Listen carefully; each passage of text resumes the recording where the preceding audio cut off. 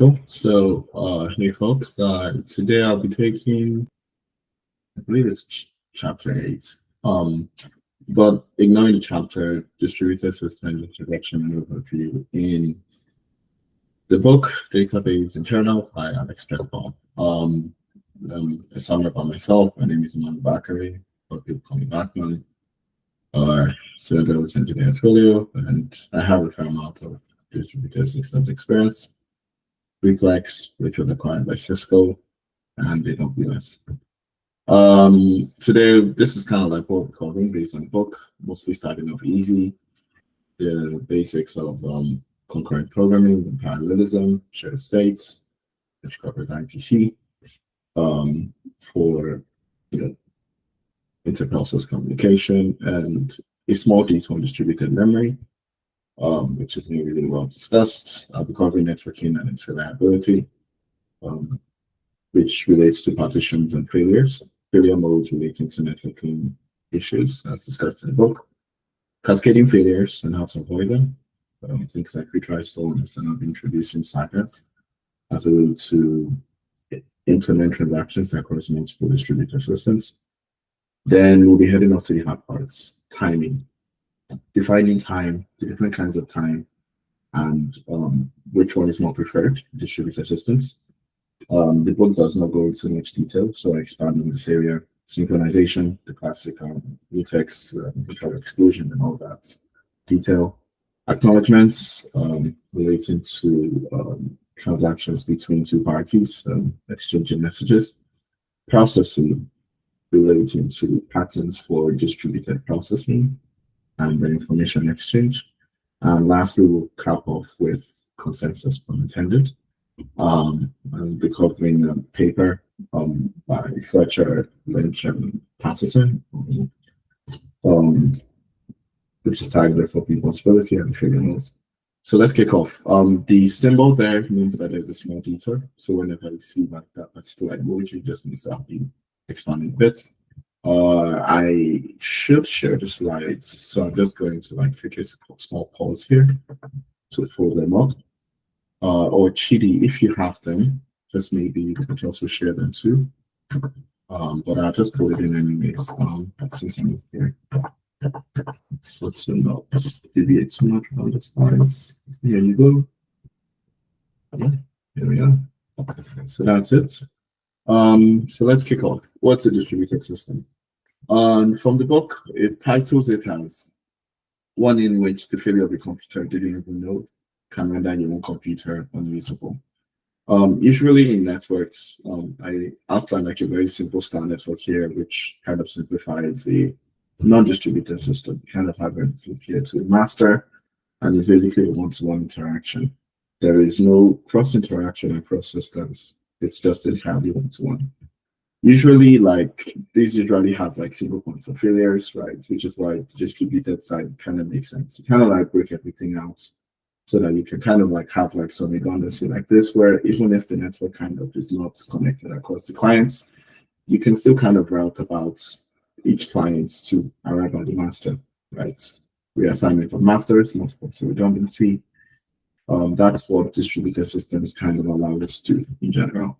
The classic example I just noted there is network routing, things like BGP and others. Very good examples of that, where we have peers reassigned, and the routes to access particular resources can change, etc. That kind of network resolution process. Failures happen with every system, as we've just outlined. And to take it quite slowly, distributed systems help by making systems more stable with redundant paths. Those redundant paths are mostly processes. Those redundant paths may be actual physical steps in implementing the way the systems are designed, etc. But one key thing about distributed systems is that we will always have separation and assignment of responsibility to each part of the system to do its job well. And in some cases, when it doesn't, manage those processes. As I've noted before, there are nodes, and each of these nodes is basically the individual components of the distributed system, separate from each other, preventing single points of failure. You can also call these nodes replicas. The terminology is very, very To just kind of recap, even though failures happen in the system and distributed systems help with that, they also increase complexity. So this is a fair note to add. Use some of those concepts sparingly. Don't go building things that don't really need distributed systems, theories or design choices applied in them unless necessary. I also make another note that this is not about algorithms and all of the various nodes or database design that kind of cover distributed systems. I cover here more infrastructure and theoretical aspects as the chapter denotes. Everything here is very high level. We're not really going to begin encoding. And it's based off the book. So starting off easy, kicking it off, concurrency and parallelism, keeping up to time. There are two ways to break down tasks. They're like, usually people always go either with concurrency or parallelism. You can think of it like division of labor. More workers does not always mean faster performance. So if you take something that is synchronous and you make it run in parallel, it doesn't always run faster. It's tricky. I don't go into detail, which is again just a disclaimer. But usually you can make things faster by running them concurrently and in parallel. The difference between concurrency and parallelism is concurrency is kind of like you chain things together, right? Like B to C to D to something like that. It's not synchronous because if C goes to D, D is already working on something. C can choose to wait. C can choose to push it to D. But the idea is that each of those tasks is independently executing.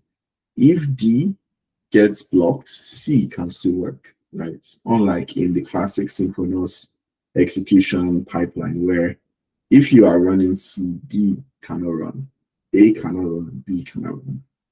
The difference with parallelism is that entire process, B, C to D, is basically a single task, right? And it runs multiple times. So if you have B running 3 times, it is running 3 times across every single process in parallel.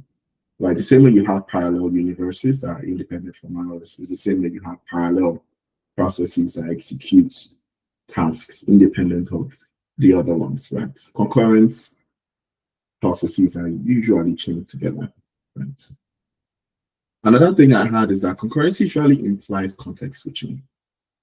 We usually pause the state of one side to kind of execute the other in a way, or we execute both of them, but they kind of like swap with each other, right? Usually, if you have a concurrent program, you're usually like thinking a lot about like how the chain of the workflow will go. Like if B is running, can C run? Should C block on the mutex?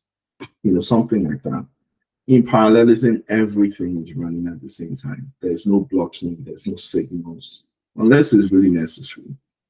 But usually parallelism is just like no red lights, everything is running on physical cores. Whereas parallelism implies that you assign each resource to a dedicated core, so that there's no context switching.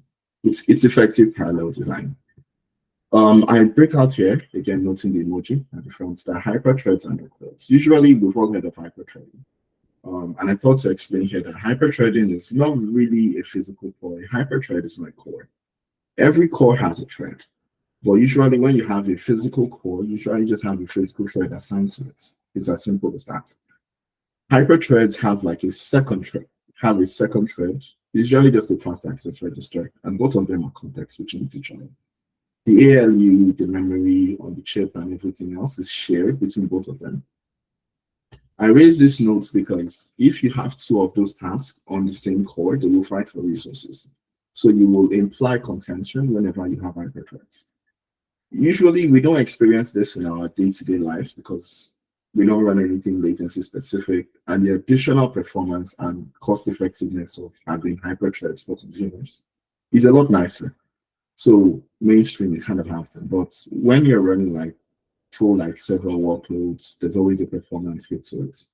So just like the last note states, be careful when using hyper-threaded cores with databases. There will always be a performance issue. I run back to concurrency and parallelism just to note that you can have concurrent tasks running in parallel, but you can't have parallel tasks in concurrent. The reason is because parallelism is everything is running at the same time. Remember my note about context switching? You can context switch on the same core, you can't context switch across cores, right? So usually if you're running things in parallel, they are in parallel, even if they are concurrent. They are concurrent in parallel, but you can't have parallel tasks that run concurrently because they're just not concurrent, they're in parallel. I basically like here, like describe watching this talk by Pipe on concurrency and parallelism. It goes deep into the primitives of concurrent design, parallel design, why they're different, and how to effectively do so. Not to take too much time, we've discussed concurrency and parallelism. Now we'll move into shared states. If there are any questions, please make a note, and I guess Chidi can arbitrate that pause for me to take it. I can't really see the Meet page right now to take feedback based on the session. Yeah, so to continue, we'll be walking through shared states. Usually, sharing states in the stress systems usually goes two ways. The classic IPC paradigms, message passing with queues or signals, and shared memory databases or heaps. Usually, it's kind of like a mix of these two. You'll note I did not say communication, because communication with like HTTP and all the other protocols is not really shared states. It's kind of like you're just sending a message, right? Independently, each of them is communicating, they're not really sharing states. Unlike message passing, so message passing, just to explain it, is kind of like ephemeral queues. If you send a message to a queue, you know, the kind of FIFO process, and shared memory is basically just persistence. Shared memory is what databases employ, and I'll go into detail about like how those primitives are defined. Shared memory requires synchronization. We've all heard of things like the reader's writer's problem to general's problem, etc. Usually those occur due to shared states. And synchronization is how to like mediate that like update process of who can write, who can wait, and write after the other. For databases, we have the concept of serializable consistency. I will discuss that later on. But I just thought to make an early note that when you have shared memory systems, you usually require some form of synchronization. I cover details on transactions later on that explains mutexes and most of the other primitives that follow that. Message passing is very simple. You just have a pipe. The same thing can be said for piping to commands. It's basically the same process. The data transferred is usually ephemeral. There's someone that publishes the message and someone that subscribes to the message. You can have multiple subscribers, you can have multiple publishers, but the baseline is that usually the messages are passed through something called a queue. Not really a queue, it's what you could call it a pipe. I just term it as a queue. When you perform message passing, you ephemerally take data from point A to point B. You can also pass it through redirection. In Linux, particularly, the message queue is a file system. So there's actual kernel support for message passing.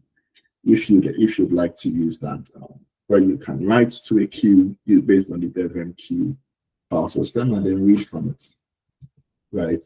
Usually this is localized, it's not really outside the space of the system. But if you have an intermediary queue and you wanted to build one, that's a good way to start. Again, you don't really need to use it. You can otherwise just build it using the basic queue data structure. I just outlined that file system because reasonably most queues would employ it for use, but it's very architecture specific. So I'm not done with that. To cover shared memory is basically dictionaries, tuples, and everything. When you use shared memory, you allocate memory and then you can read and write from it. Basically persist data and during the life cycle of that memory location that you've allocated. Same likewise in Linux, there's a file system that employs you creating shared memory blobs that you can now read and write from. Databases and general code like C, doing malloc, kind of, it doesn't really play around with the file system, but it does a similar thing. And in the man page, you'll find that malloc is a primitive for also accessing the shared memory file system in Linux. You can do this with code, memory allocators, arenas, and other primitives can allow you different these kinds. It's not really limited to the file system in Linux. I pause here to detail to something called distributed memory. It's not really well discussed, but it's an interesting topic, especially in reference to databases and just general distributed system design. As I mentioned, the shared memory parts are usually just on a single computer. They're not outside it. So usually when it's like that, there's a term called data locality where it's local to the environment it's running in. Distributed memory is kind of like we take like those kind of memory lookups and then we push it outside of the system it's running on. And then we access it via some interconnect. It could be over a network, and pages can be swapped between systems. So this allows you to have like some centralized store, and then you can kind of like, mark pages dirty, retrieve them online. Usually things like NEMA employ some form of like the concept of distributed memory, but don't really like implicitly implement it like that. So in this case, it's just like a very short example. Like it's very simple. The CPU is a network problem. You can kind of share memory to each other and access pages across each other. Distributed memory is mostly implemented by a protocol called RDMA, DMA. Basically, it's very hardware defined, where like instead of you going through the CPU to access the memory, as we all know from like the classic volume architecture, we can directly access memory bypassing CPU.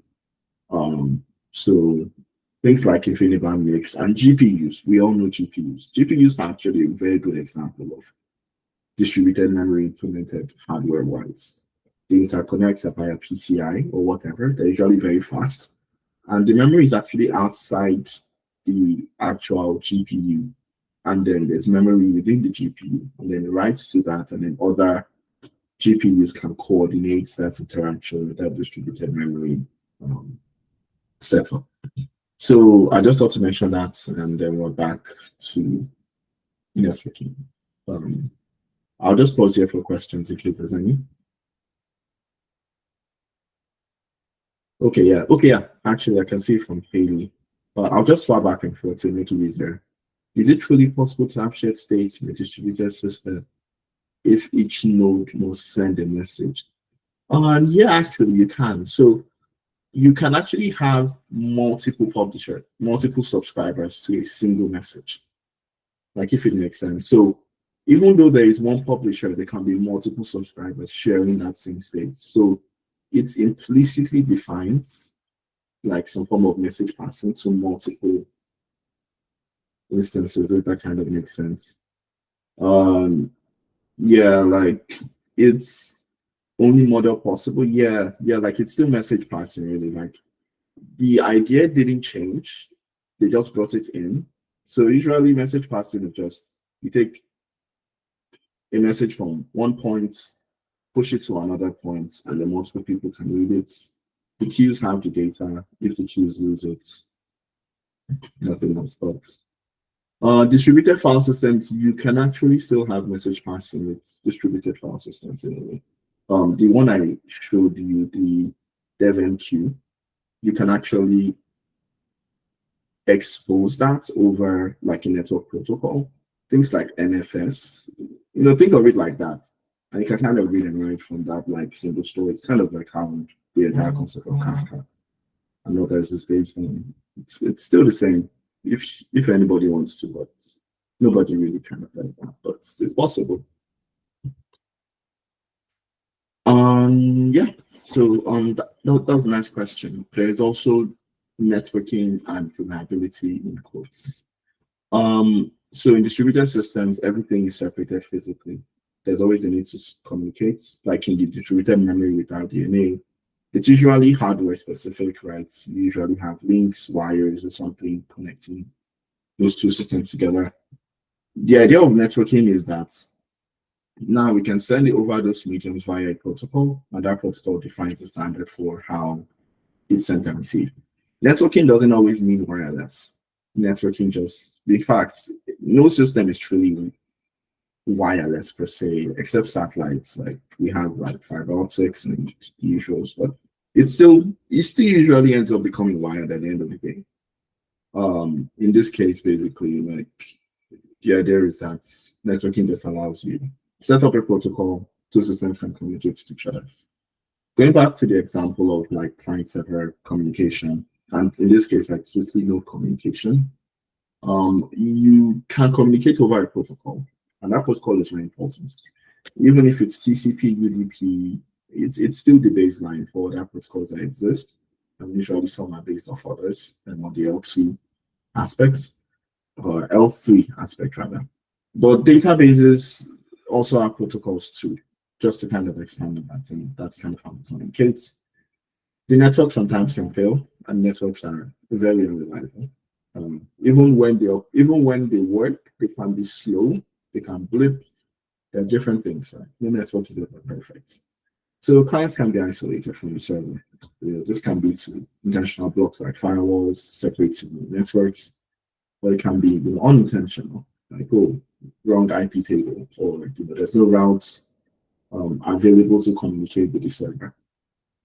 And usually these are called network partitions. They can be good for security reasons. They can be bad when it's not meant for security reasons and others. And as I said, biggest points of failure. Usually work around this with points of redundancy, where like we set up like multiple paths for interconnects. And the idea for that is that usually this is implemented by some high-level protocol like BGP. We also have, I've forgotten the others, networking protocols for network convergence. They call it network convergence. Basically, the thing is that when a particular network path is bad, the network will reconciliate by finding an alternative path to communicate with that instance that you have. And there are various systems for that. Yeah. Yeah, so after networking, let me just pause here for questions and see if there's anything. Okay, nothing. If there are any questions, you can drop it in the chats, and I'll just take them in between the sections. Cascading failures. So this chapter in the book was very interesting, and we covered it in very depth detail. The thing about cascading failures is sometimes they're actually normal. It's just based on the natural design. Like an example that I personally experienced was this. So the nodes couldn't replicate, right? The databases nodes were set up, but they couldn't replicate. So because they were kind of partitioned, there was just like some networking issue with how we rolled them out at some point. So the nodes fail over because the while can writes. So the while builds up. The disk gets full, the nodes crash. We can't SSH into the nodes because the storage is filled up. And basically, we ended up with a situation where we couldn't access anything. Very interesting story, but this is an example of a cascading failure. A network failure led to a storage buildup that caused, total lack of communication, and it happens a lot in distributed systems. The idea is that there's really no way to handle cascading failures in general, which is why things like Kubernetes are so great, because you can kind of take all that like reconciliation process, restarting, circuit breaking, all those things, and then you just kind of like wrap it around a single service that can just incrementally add those updates. But there's no universal fix. It only does the best it can, and usually there's no way to fix it. Basically, like you said, the failure of a computer you didn't even know existed. Sometimes it's out of your control. It's completely unknown. In recovering from failure, you can apply like numerous aspects of it. I only covered 2 here. I cover like the retry storms and how to like prevent those, and also cover like a short wave on transactions for later discussions in the slides. Retries, if our first didn't succeed, try again. Really that simple. In distributed systems, there's always more than one machine. Noting the previous example of the while, imagine the nodes come back up, right? And the master now has to replicate from thousands of nodes. Now it's getting a barrage of, usually the master doesn't replicate anything, but let's say this is an hypothetical example of something sending requests to something else. It basically sends thousands of requests because now we can't communicate with it, and there are retries implemented, right? So now the master crashes, or that server crashes because it's basically got too many requests. Usually they would happen like on and off, but now it's just like all in general, right? And retry storms are they happen quite a lot. Usually people implement like rate limiting in front of those instances and throttle the requests, to some acceptable limits that they know a single instance can handle. But usually it doesn't really help because the part that is rate limiting it is still accepting the requests. You're kind of DDoSing yourself. The rate limiter at some point will have to just like crash, either from network exhaustion, ports over, like when you have too much port utilization, you can exhaust the next, allocating ports, those kind of things. So you need to apply some random jitter across all those systems so that even if it fails, it backs off. And even when it backs off, they don't all start off at the same time. And you can save yourself a lot of issues here. A very good example I can note from experience was when I was load testing DNS. And because of the fact that I was reading the file sequentially, like I was basically just executing the same query at the same time. So whether I ran 10 instances of it or 100, it was always the same performance because each DNS resolution took about the same time.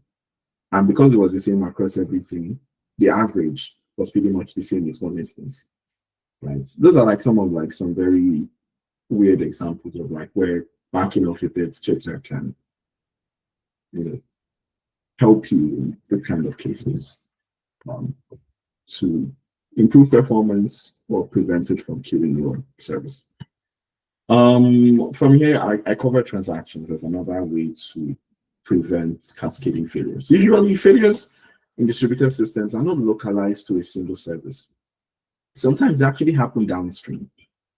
And transactions allow us like chain workflows together so we can prevent actions that partially succeed. If A can work with B, B can work with C, do we roll back A to B, right?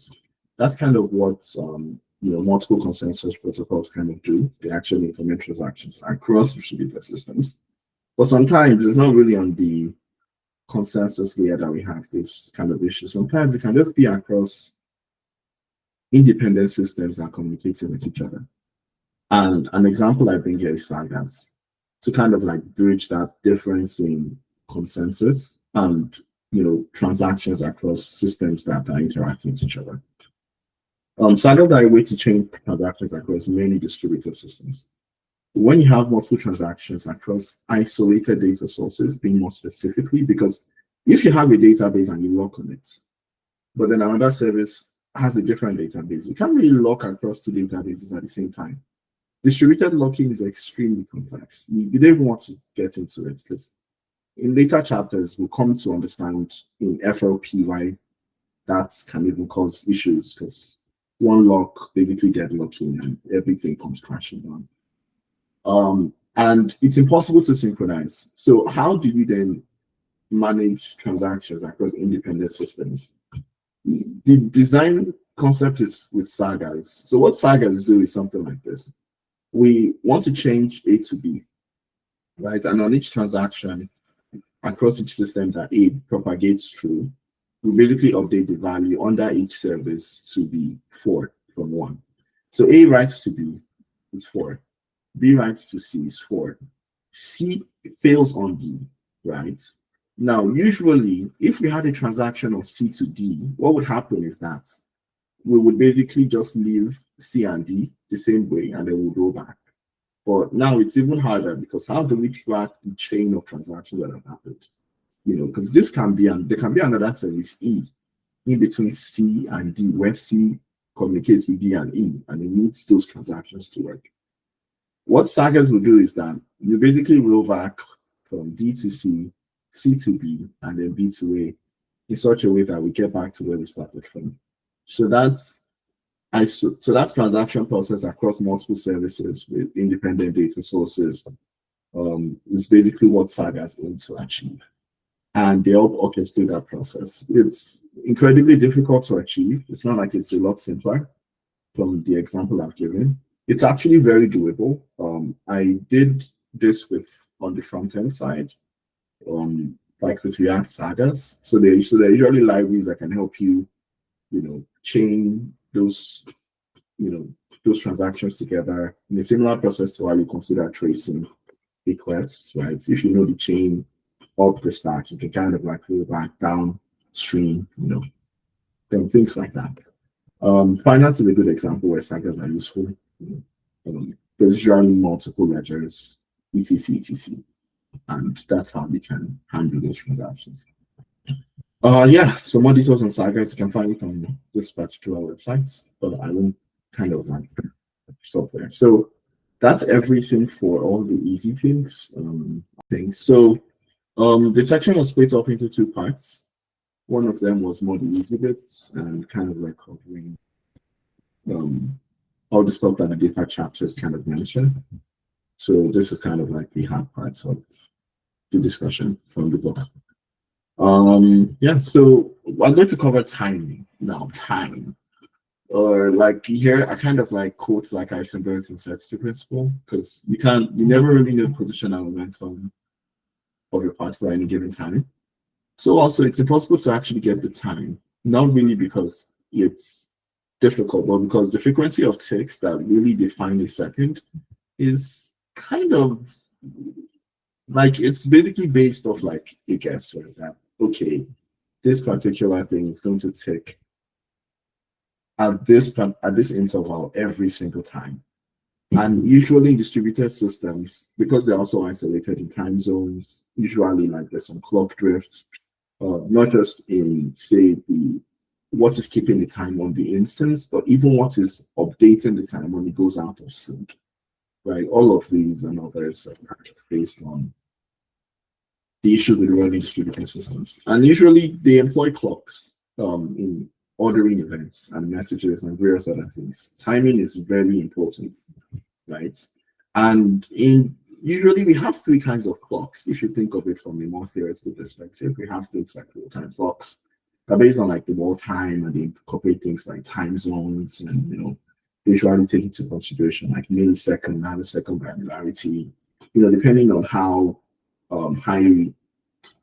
depending on the frequency and granularity you want for those events that you plan to order.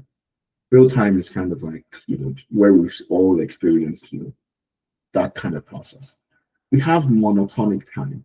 This is different. This is like what you think of when you think of uptime, right? It never really started based on some real time. It started based on like when some event started, right? Monotonic time is usually useful for ordering events that are more localized, things that you kind of just need to know when it started from when it ended. Timeouts, right? Use monotonic time, right? And all those other things, reach find loops. They could also be based off real time too, but we usually find this monotonic time decreasing monotonically, increasing monotonically, depending on how we define that process and implementation. And there's the last, which is the logical clocks. Now, logical clocks, they're usually algorithmic. They're based off, they're like a mix of real-time and monotonic clocks, depending on the implementation. There's vector clocks, there's Lamport's clock. Lamport's clock is what I discussed on that list. But logical clocks are where it's at in distributed systems, mostly due to the difficulty of real-time, being like, a clock drift, and monotonic time, because in distributed systems, it is impossible to know the state of the system, and tracking that time basically then introduces the same skew as we'd experience with real time, because now we have to communicate what that time was with all the other systems. But because the starting point is independent of the time, like there's no tracking for it, it's basically localized, we can use it. I've explained real-time clocks. Usually real-time clocks are based on NTP servers that kind of update the time These entity servers can be synchronized using satellites. They can be synchronized using nuclear. There's a lot of crazy engineering just around real time synchronization and keeping the ticks up to date. I don't really go into detail here, but the basic idea is that real times are not really great because time zones are an issue, and fetching the time implies that we have an expense in fetching the time because the network time in reaching out and coming back isn't always accurate, right? There can be clock skew, there can be delays, there can be timeouts. There can even be that the CPU just missed the cycle and now the time is off by a couple seconds, right? This kind of things happen. So usually real time is tricky, right? It's not really always in use directly on large-scale distributed systems. Note on large scale. Usually you work fine with just basic low and medium frequency transactions, preventing collisions, right? As I know there, because collisions happen because time was the same, and now we have no way to resolve that. Monotonic clocks, as I've explained before, is usually based on some starting points, like the Big Bang, power tracking, how long the Earth is, ironically, and on things like the time your system booted, for example, how you track uptime. And Linux actually does the same thing. You can access that with syscalls. It actually has a monotonic time counter that tracks when the system booted. Because when the system boots, it doesn't really have an understanding of time. So it kind of backfills it with the monotonic time during the boot process. That's a very long story, but it's a very interesting one to dive into. Logical clocks, they're kind of like a mix, right? Logical clocks is usually based off some other identifiers. Imagine we're processing 2 events and we started off with the time X. Usually what we would do with logical clocks is that we would increment the time based on the number of events we processed. So even if 2 events are processed at the same time, they usually only get 1 or 2 in that, count process, right? Not 1 and 1. So logical clocks tend to be more reliant when you're implementing high frequency systems that have high frequency of events because they are not really bounded by issues with clock skew and drifts. They're usually bounded by, what do you call it, that counter being assigned without duplication. So here I kind of just explain what logical clocks are. In X, we move to X plus 1 because an event A came in. Right now that time is incremented by 1. If we have an event B that happened at the same time, there's usually something to call synchronization. And now event B, we only get X plus 2. So logical clocks tend to be more advantageous, especially when you have high transaction rates. And they don't have skew, they're varying things that kind of happen here. Previously I mentioned serializable consistency, and this is where it kind of comes in. When you're resolving conflicts across multiple nodes, the time is very important, right? Because we have to order those events in the manner that they occur so that we can resolve the transactions, right? If we had 2 events and one came before the other, but because there was drift in the time, now we have one coming after the other, we get some inconsistencies, right? We write A, we write B, but then we're seeing A as the final result, which shouldn't be so. So serializable consistency is basically the idea that even if we can't communicate with another system, right, say due to network partition failure, say due to downtime, right, or whatever case, even though that data is stored locally, because of the fact that the time is correct, we can arrive at the final states just by replaying those events, right? And then coming to the point where we then get to the end of it, right? So if we update A, we update B, but we update C in a different row, we can update A and B in the row where the updates happened, and then C can then come after the updates where it was supposed to be. And we will have that consistency defined and the ordering of those events based on the time that was allocated when it happened. So if the timing is off, as I've explained, serializable consistency fails. And very large databases never really, they don't rely on real-time clocks. I've had quite a lot of time reading up on this. I saw that even in the book, true time was mentioned for Spanner. Fauna also had a very nice article on consistency without clocks. I would really recommend reading that. The deep dive they did there was very interesting. I'm not particularly sure of the outcome of it, especially in terms of the community adoption. So it's kind of like a experimental, oh, we can do this, but not so sure that would be really I'm not sure how it would phase out in the long term. Facebook did tons of research, right? I mean, all the way down to even the NTP clients on the nodes needed to be up to sync in some nanosecond, what do you call it, loss rates. The difference between the time they had on the satellites and the time they had locally. Right, there's a lot of notes there about how they perform this for multiple systems across their fleets. I really recommend giving that a read. We've spoken a lot about synchronization of time, so we might as well jump into synchronization. For synchronization, I kind of just put a joke here about chatters Google has this nice game you can kind of play, left, right. But it kind of outlines the idea. In synchronization, what we do is that we basically order steps, right? It's basically a form of ordering. So A can go before B, A needs to go after B. Only two counts of A can go. We're kind of saying what can happen and what cannot happen. And synchronization also helps when we have multiple transactions at the same time, right? Referring action to one party against another, right? Across the interactions of multiple systems. For databases, usually it's based on who can go next or not. If we ignore all the timing and networking issues, it's usually based on locks, and usually those locks are either on the road or either on the table. They might be on the database, with things like vacuums, right? So synchronization is not really a foreign concept to databases. You can kind of have them defined in whatever way you want. There are various implementations, locks, and spin locks. Spin locks are kind of common in the Linux kernel. And the concept of spin locks is that you just keep retrying to get the lock. Its advantages, I have no idea. I remember when I did the deep dive, I can't remember what, but I think the best guess they had was that it saves CPU cycles across some space or something like that. I can't remember how spin locks were defined. For benefits, say, as opposed to semaphores and locks and usual atomic instructions that implement that.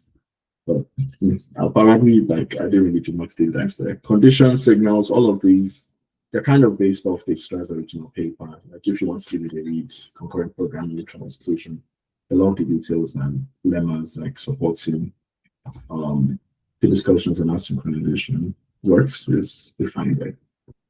Again, I make notes of the while because the while is kind of how the transaction log is stored and everything kind of phases in from there. There are tons and tons of consensus requirements. There's not really one place where synchronization is implemented for everywhere. And you always find it, you don't need to think about it.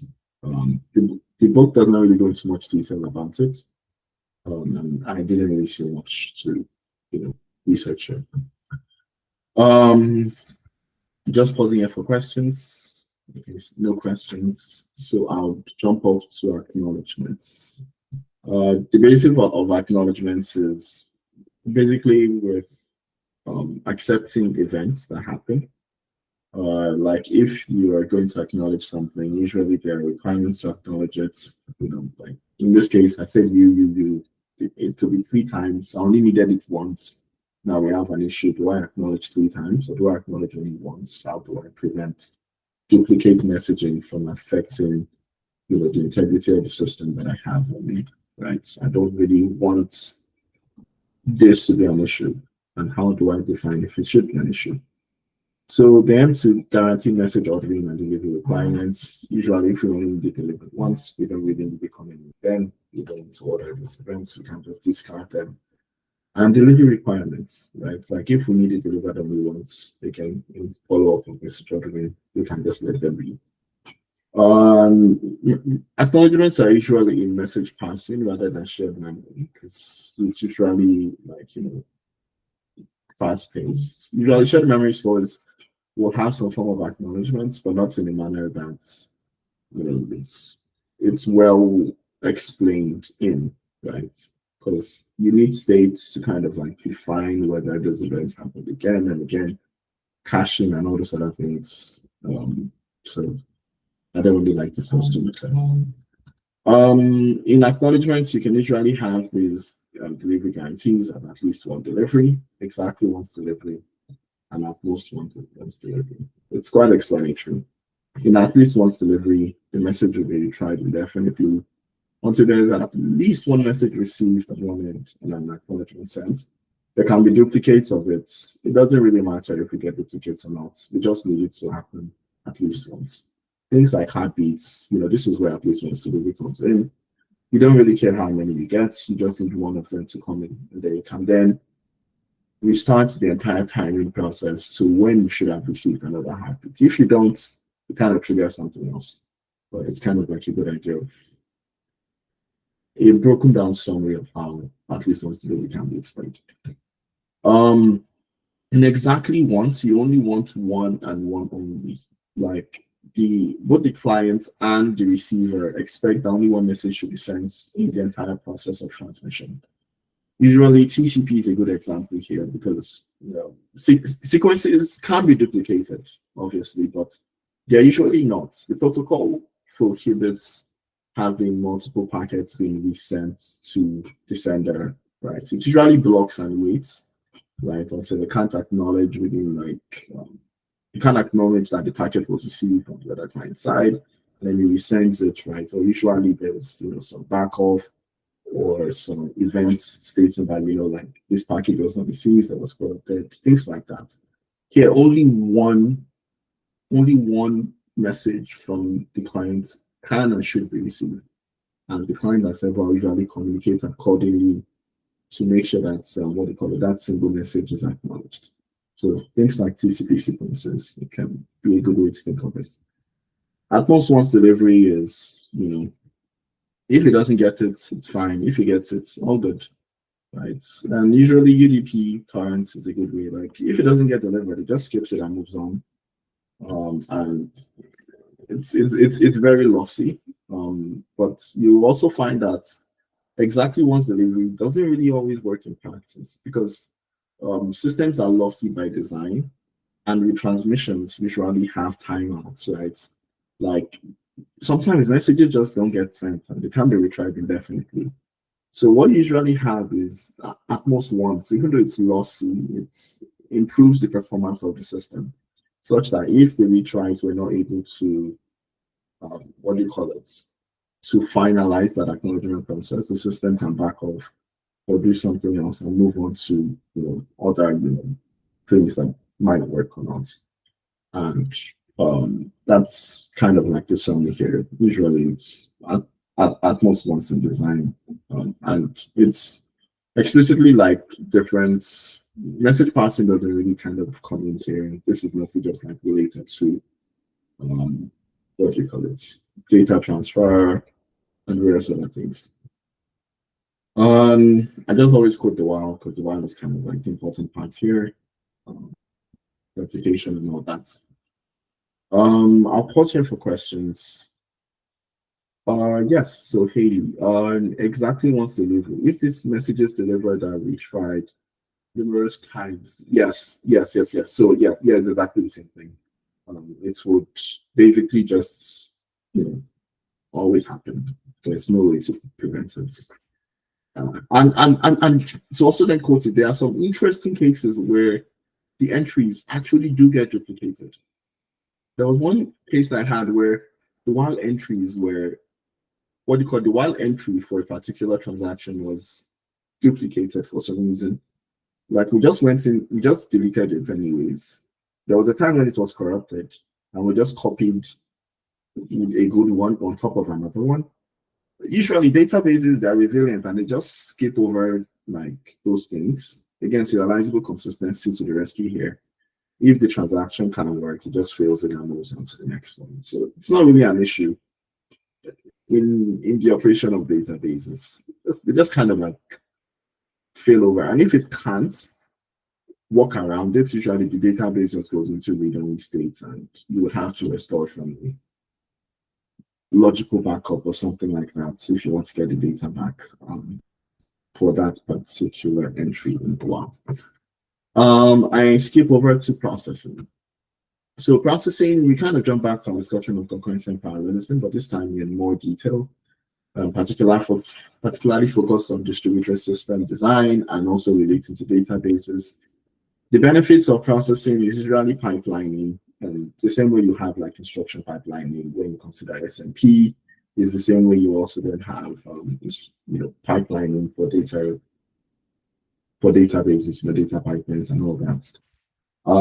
And the idea is that concurrency, in addition to parallel execution, you can model different stages of processing chain workflows.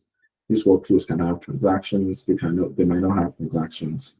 They might be very lossy in failure modes. They might just be, very, very like high integrity and fail if there's an error.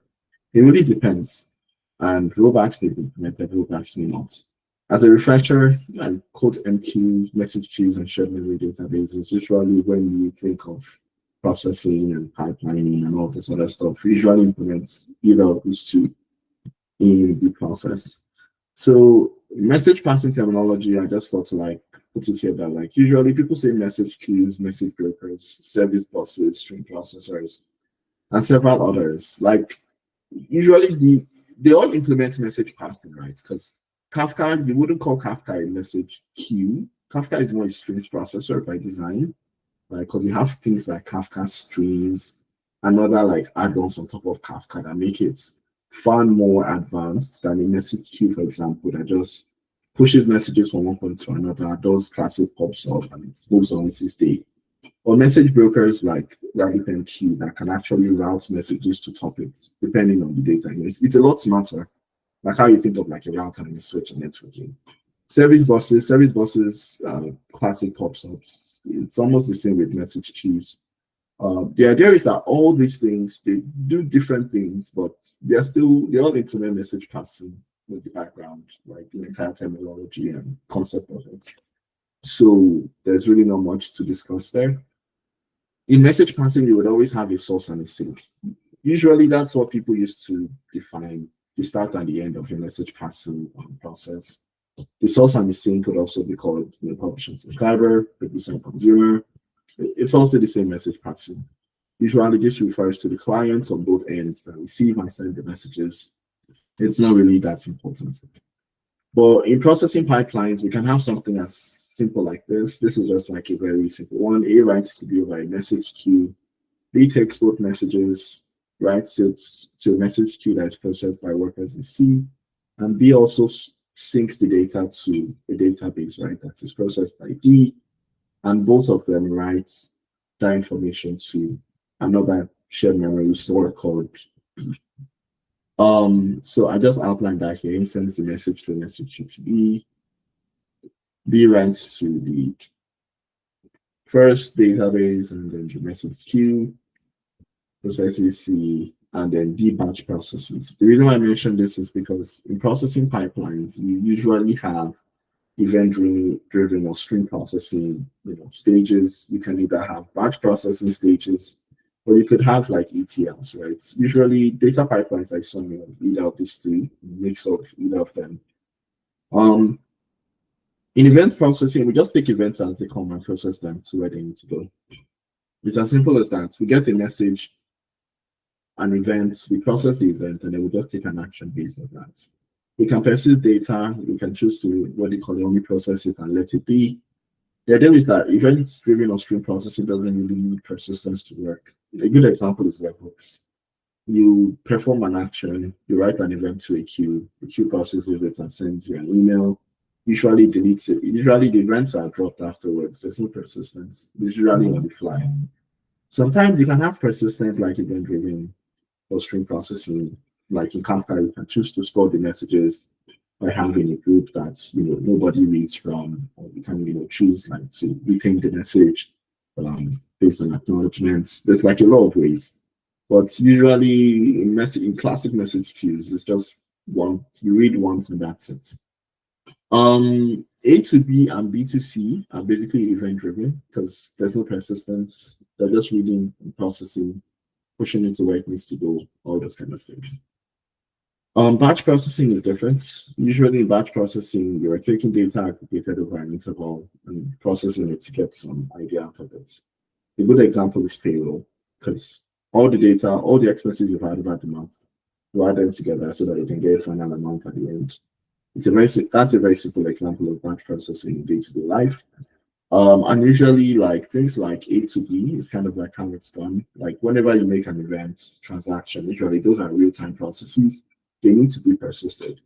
So usually like you might get an email for that, right? But usually they also get it into the database. Like the first part of A, and D can do the batch processing once a month or once a week, write that out to B, and then you can then get your final payroll updates. Right? So that's kind of like how a very simple example of batch processing.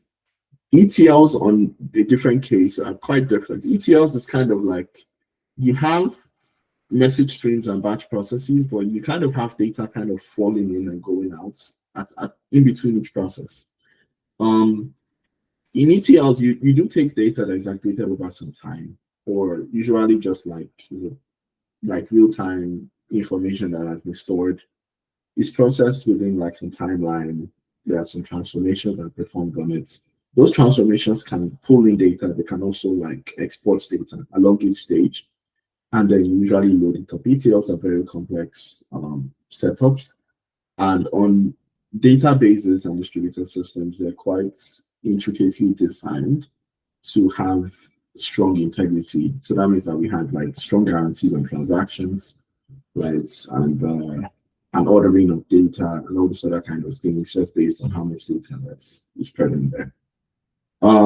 Usually when you consider database processing systems, you usually hear things like OLAP and OLTP. OLAP means online analytical processing. OLTP means transaction processing.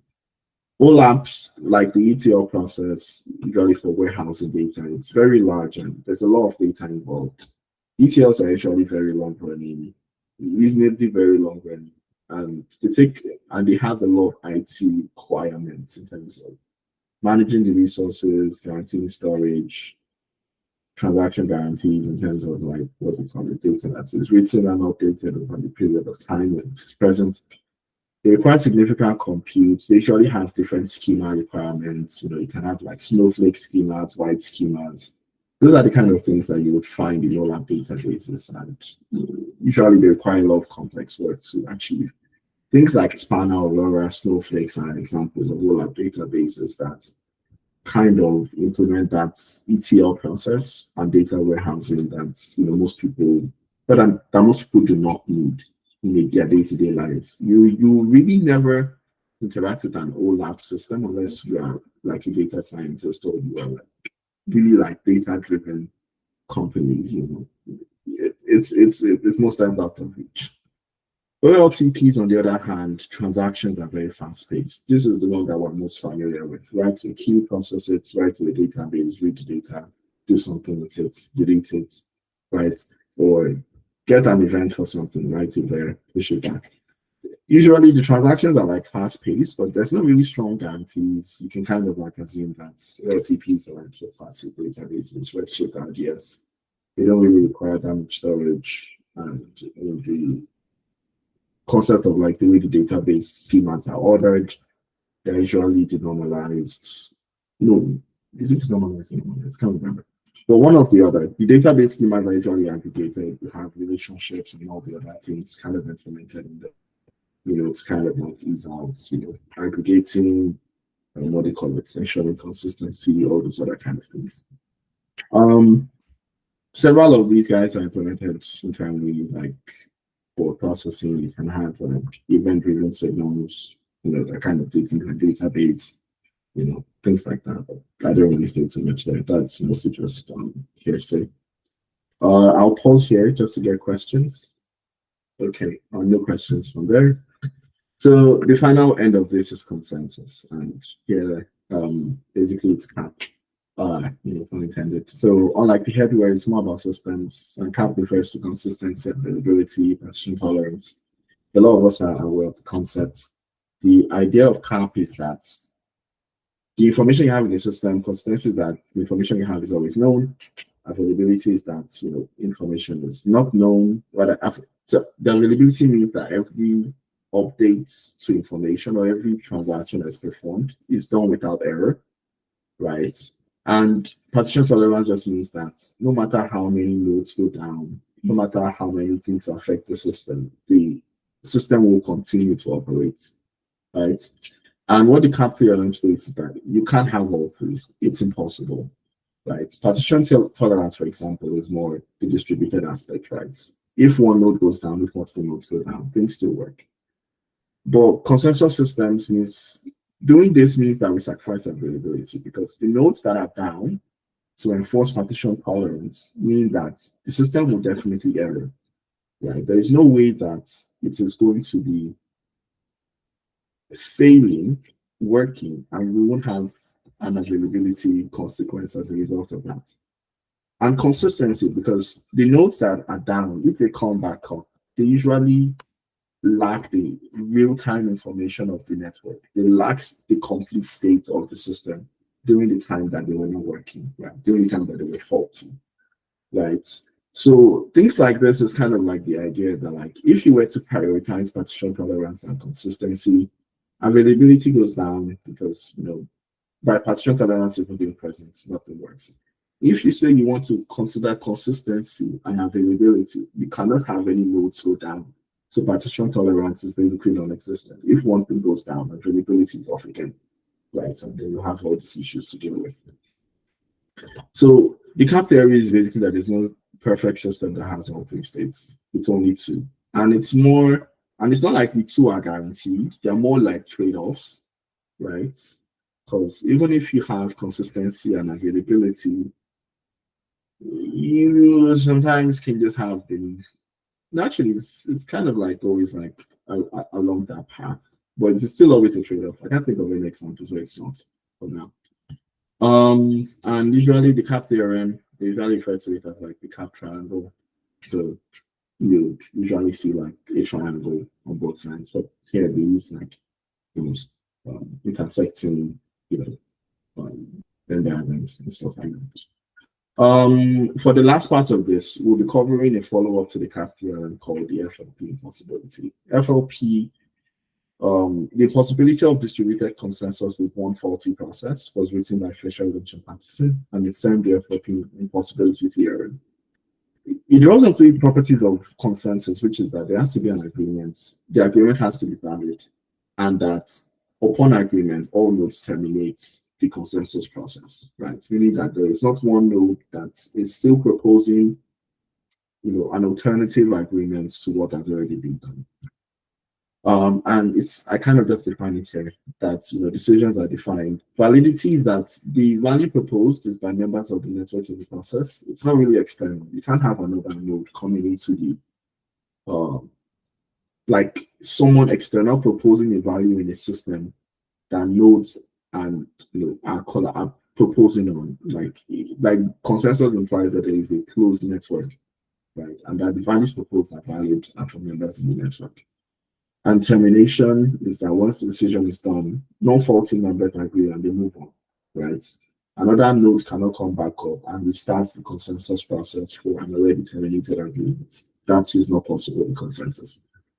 In their paper, they assume that all processes are synchronous. We've covered asynchronous processing and all the various basics of asynchronous programming, concurrency, parallelism, things around like asynchronous design, message queues, passing, and all those other things.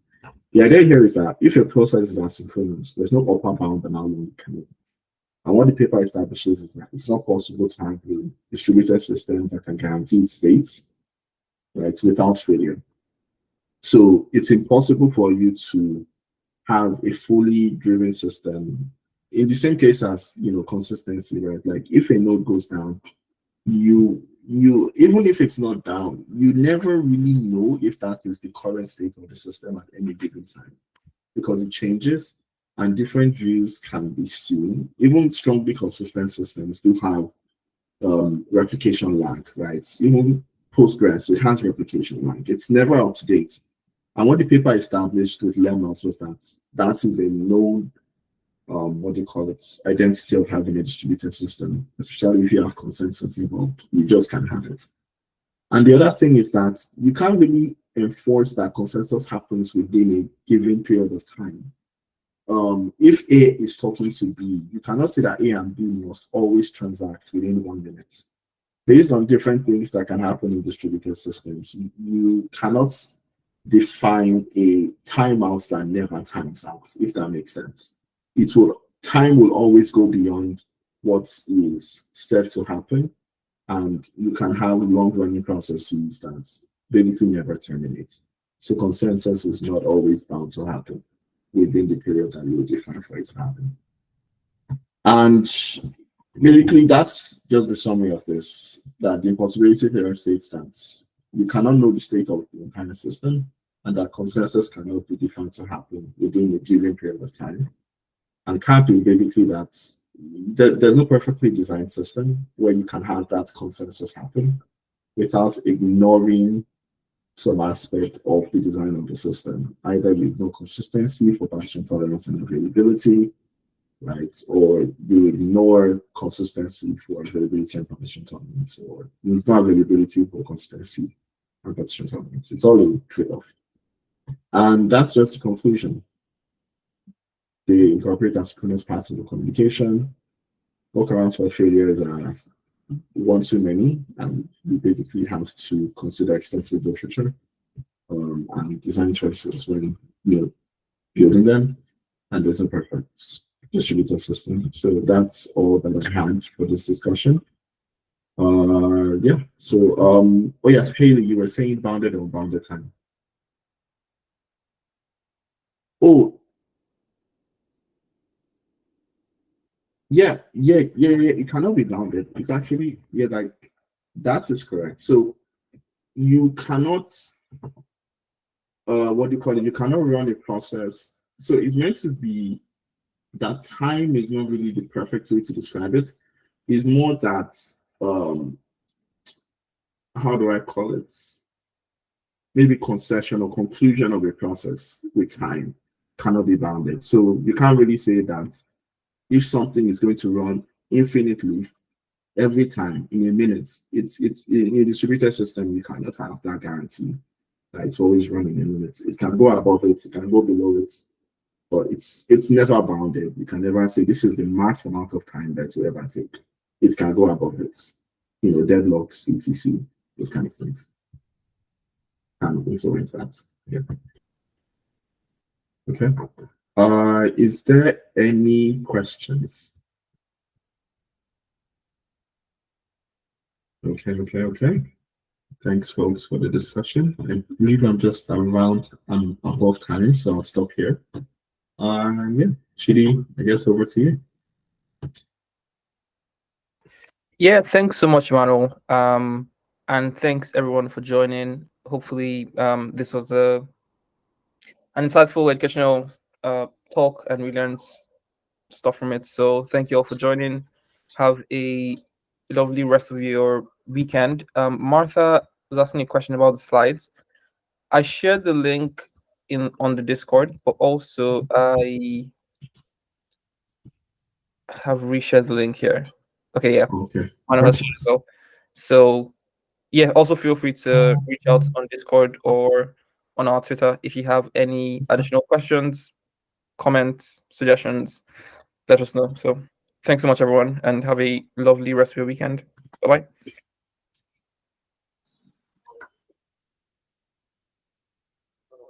Yeah, AZK.